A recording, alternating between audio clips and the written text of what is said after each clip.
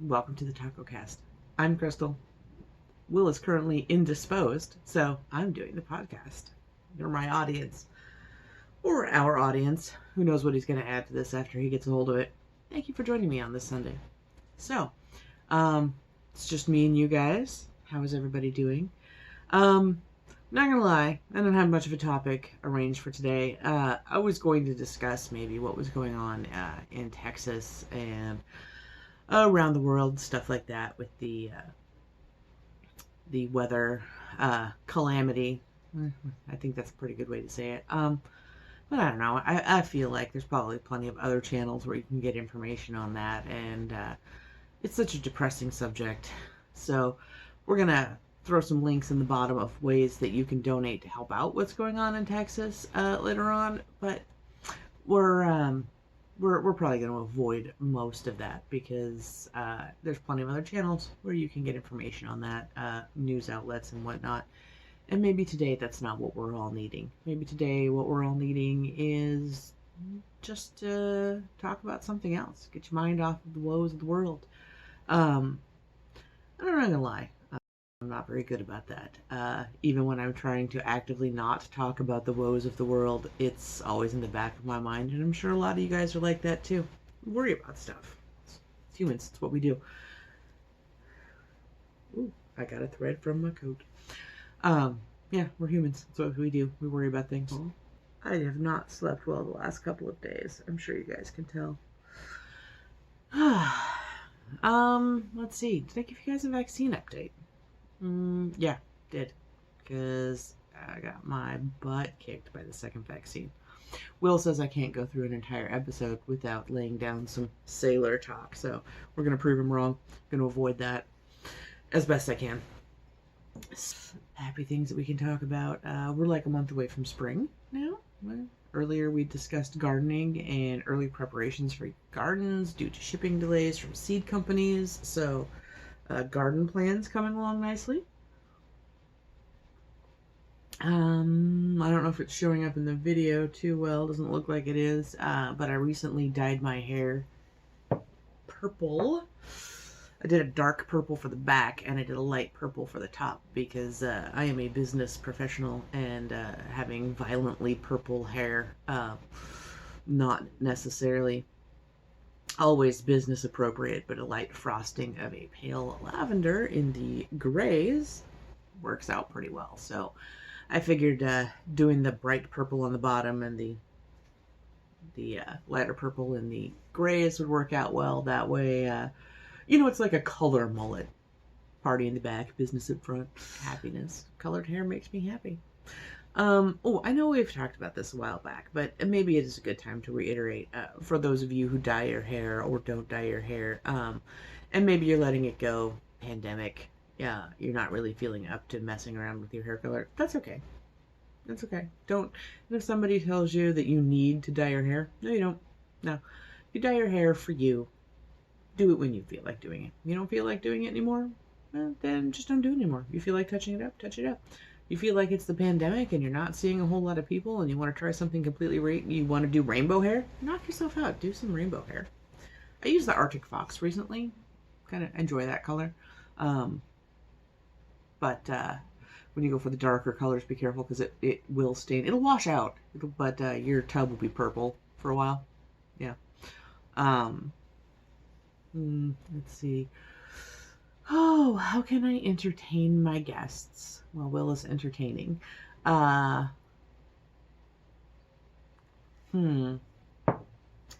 let's see. My son recently, Will and I were making breakfast, and I came around the corner and discovered that in the interim, our son had gotten onto the computer, had loaded up PUBG, and was playing.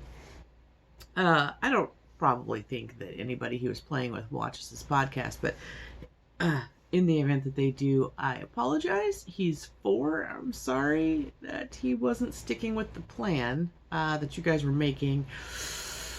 He's 4. But you might be pleased to know that after you two died, he went on and got to like top 14. So, when you guys made it. joking aside, though, he does often like to get on mom's computer and play the games that I have on there. At this point in time, Taco has logged more hours on PUBG than I have. So I don't know how I feel about that, especially not since he's done better than I have. And he's 4. But, yeah. A little upset. Speaking of the tiny one, I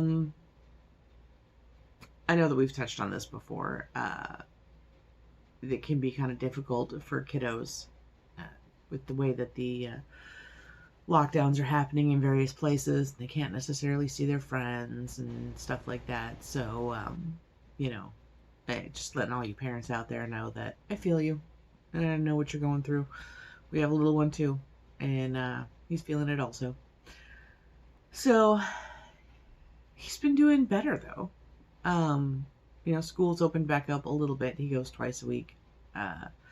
They have half the classroom in, then they disinfect, and then they have the other half of the classroom in for the last part of the week. So it was doing good, getting to see a couple of the other kiddos. Zoom meetings, not so much. I'm rambling a little bit. I'm thinking Will's probably going to cut a significant portion of this out because I'm just like, I have no plan. You celebrate Easter.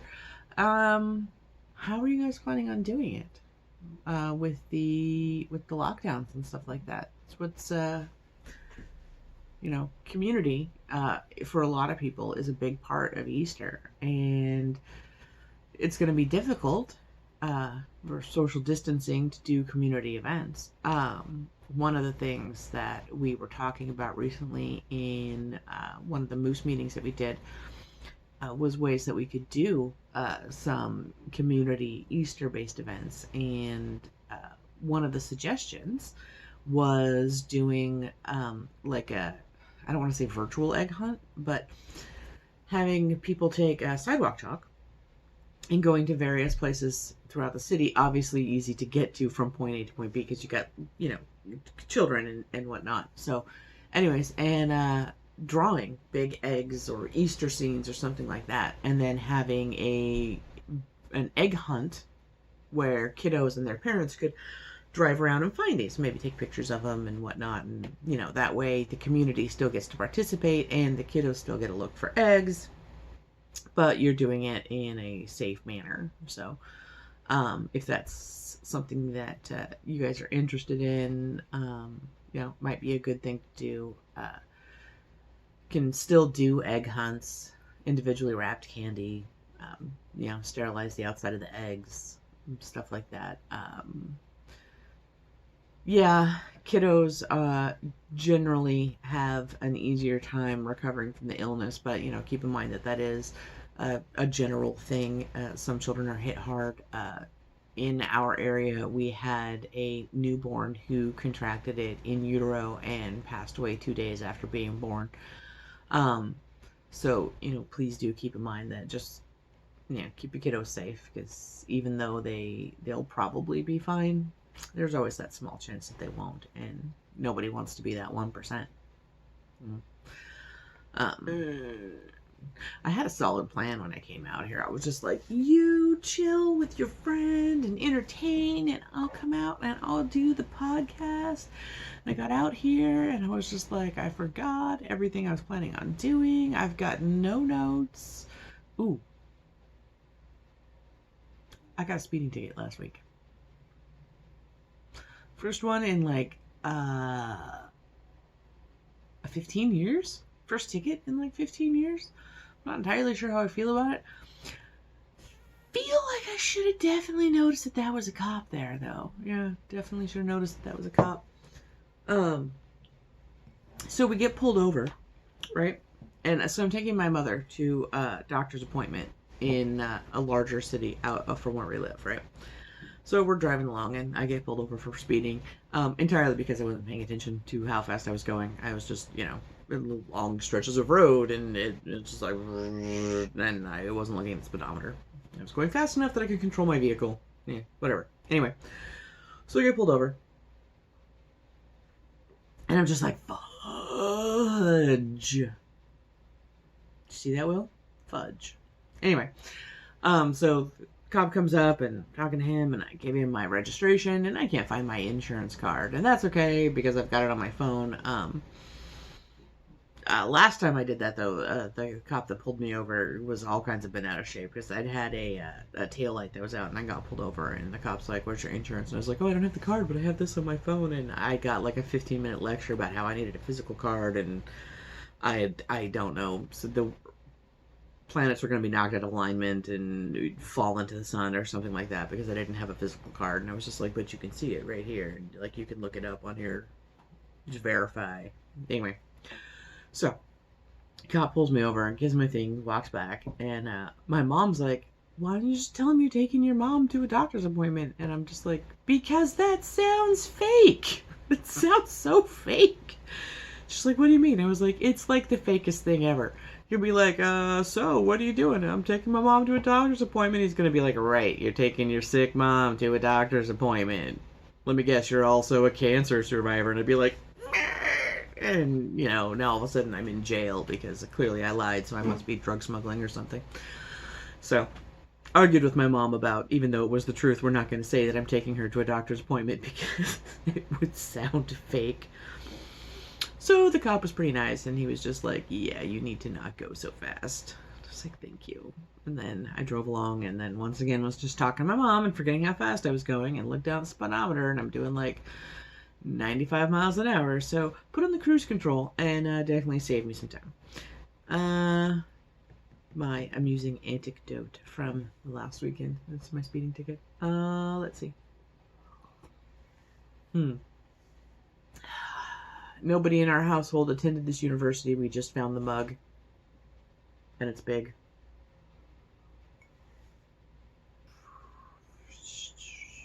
I kind of hate that I can't have a back and forth with you guys. Like, it would be really awesome if we could have, a real-time conversation and be like, "Hey, what did you guys do last weekend?" And then you could tell me, and I could be like, "Oh, that's awesome. I'm so glad you got that opportunity. Tell me how that went for you." And then you would tell me, and I would be excited for you. And then other people would come, and they would say what they did last weekend. But instead, I'm just like, "I hope you guys had a great day." I hope you guys did have a great day, by the way. So, let's see. Easter, some ideas for community-based social distance Easter activities. What else can we discuss, guys? We're trying... winter sales. There's a happy topic. So, now that spring is supposedly happening, a lot of places are going to be selling their winter gear cheap. So, excellent time to snatch in some stuff. I can make the English. It's a great time to grab some sale items, stuff that maybe you need for your household that you're going to pick up, but you need to wait. Now is an excellent time. You can check in stores, you can check online. Don't forget floor models. Also, a great way to get some savings is to pick up a store model.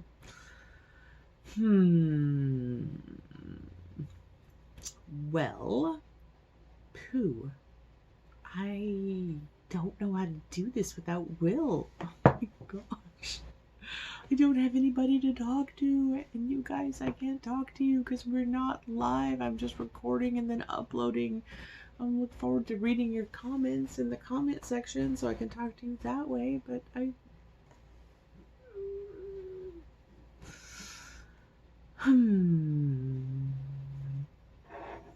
some more dead air for Will to cut out. Ooh, Easter basket stuff. Well, we usually do less candy for our, Liz didn't have a Easter basket for a long time. When she got older, I'd make her like a smaller one and put like a stuffed toy in it or something like that. But, she was an older one. Now that we've got a young kiddo, so we're going to get back into doing that again. Last year, he was not at all interested in Easter basket. He was just like, "What is this? Okay, I'm going to go play with these boxes over here." So typically we do like coloring books, bubbles, maybe bouncy balls, stuff like that. Less candy and more things that he could use to play with. I'm exhausted. I've been tired ever since I got my second vaccination. Just tired. Just, ugh. And I'm not sleeping well at night because the baby's not sleeping well at night.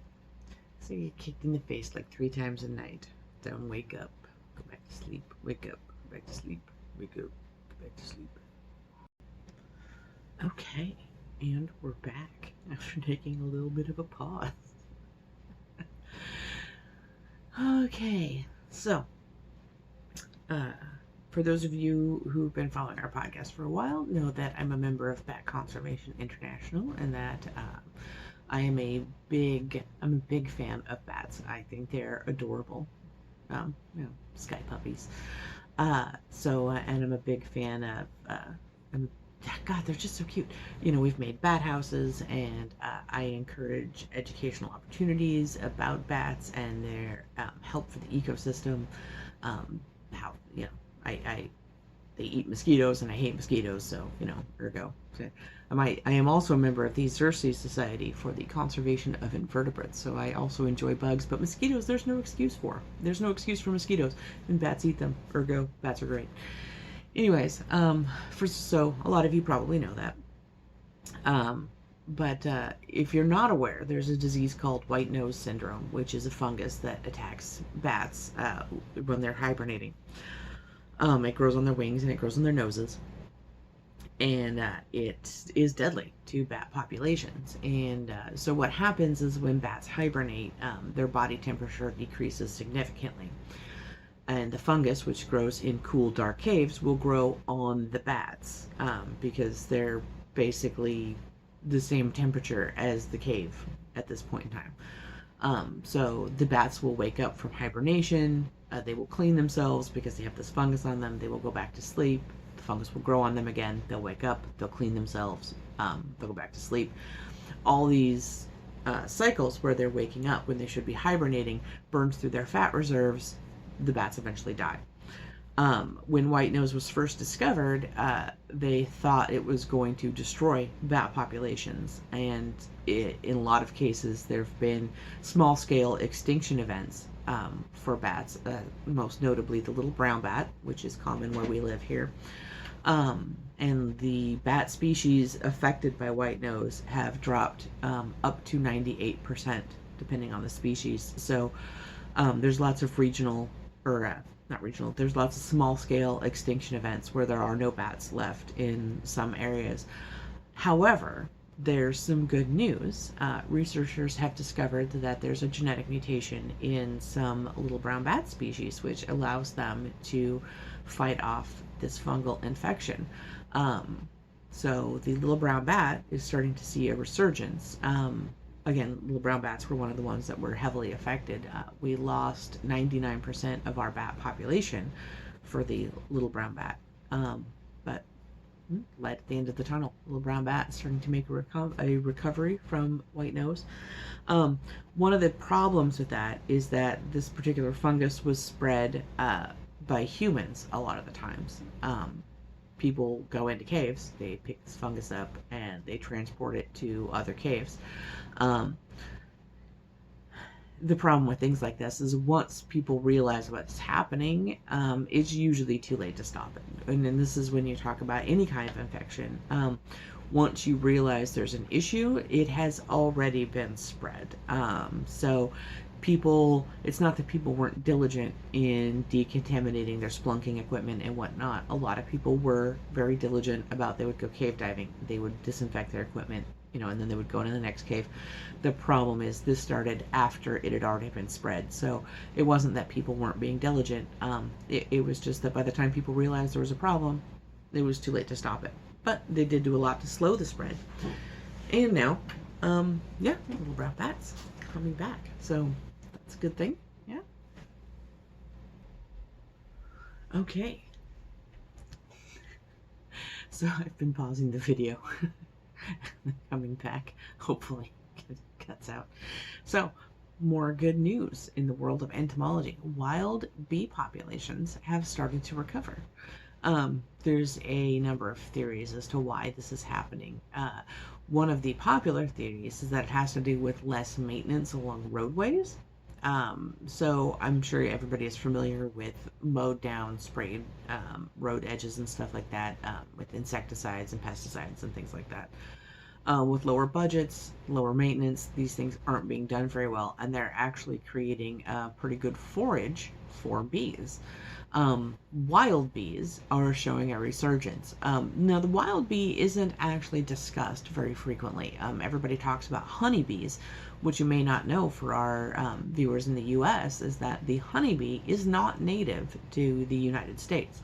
The honeybee was brought to the Americas by travelers who first arrived from Europe. And wild honeybees are bees that absconded during those travels. And interestingly enough, the wild bees actually made it farther in the U.S. Than the settlers did, because the bees, well, they can travel pretty far. So, anyways, yeah. So wild bees actually making it a resurgence. The honeybee isn't as much, but that's due to travel restrictions. Honeybees need to eat a lot, and beekeepers aren't able to take them out as much as they used to. There's a circuit that people who do pollination services follow, and they follow the crops throughout the U.S. And they take their bees around. With travel restrictions in place, commercial beekeepers aren't necessarily able to do that. So from what we understand, there's going to be a bit of a restriction of honey availability. Well, it looks like I am going to have to cut this video off shorter than I thought, because it looks like something has come up. Anyways, hopefully I've given you two things of good news, not so much dead air. Hopefully Will cuts all of that out. Give you guys a couple of good things to focus on: bee recovery, bat recovery, some Easter tips, and I will see you guys next weekend, hopefully with Will, so I'm not as awkward and stuttery as I was this time. All right, bye guys. Have a great Sunday.